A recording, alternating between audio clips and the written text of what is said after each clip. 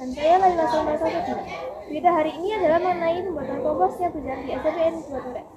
Pembuatan kompos di SMPN 2 Duren merupakan teori matematika yang dilakukan setiap hari Sabtu di jam adiwiyata. Sebelum itu kita perlu mengetahui mengenai kompos. Kompos merupakan salah satu jenis pupuk organik yang ada sejak lama.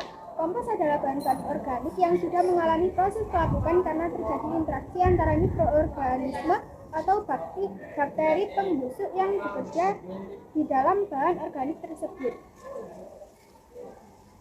Pembuatan kompos hanya berlangsung selama 1-3 bulan saja, tidak sampai bertahun-tahun. Kompos juga berguna meningkatkan daya ikat tanah terhadap air sehingga dapat menyimpan air tanah lebih lama. Lebih jelasnya, rekan kita akan mewawancarai salah satu pendamping yang mendampingi kita saat melakukan pembuatan kompos, yaitu Pak Joko Sumartono. Dipersilakan kepada Fadli Ardiflo. Halo sobat-sobat, perkenalkan nama saya Fadli. Saya sekarang berada di lokasi pembuatan kompos. Saya akan mewawancarai wakil adiwiyata yaitu Bapak Joko Sumartono. Joko, maaf mengganggu waktunya sebentar. Di sini saya selaku reporter akan berwawancara dengan Bapak. Bisa saya mulai wawancara ini? Bisa. Apa alat dan bahan yang digunakan untuk membuat kompos? Pertama, kompos itu adalah terbuat dari daun, ya. Bahan utamanya daun. Jadi daun-daun kering.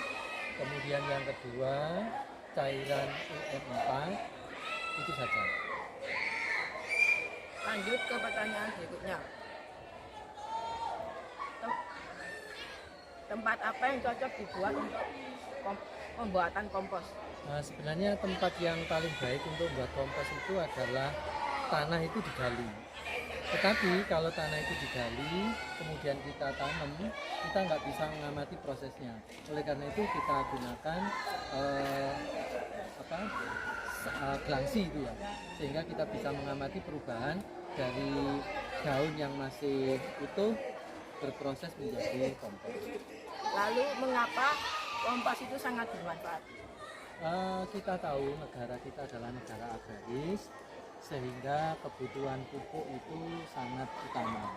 Nah, salah satu pupuk buatan yang paling bagus adalah pupuk buatan organik yang tidak terbuat dari bahan kimia.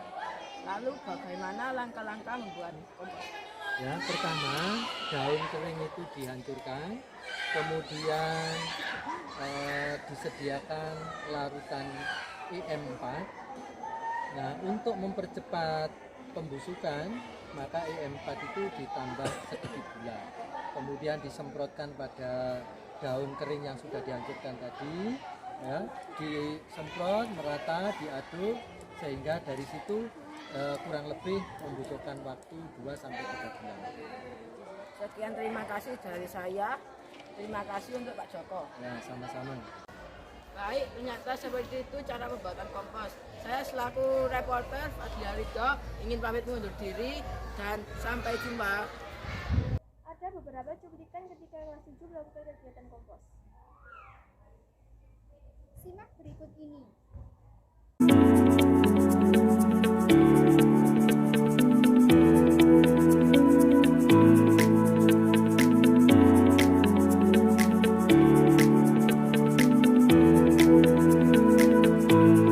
Sekian berita dari kami. Jika ada salah ucapan atau perilaku, kami mohon maaf. Kami pamit undur diri dan sampai jumpa.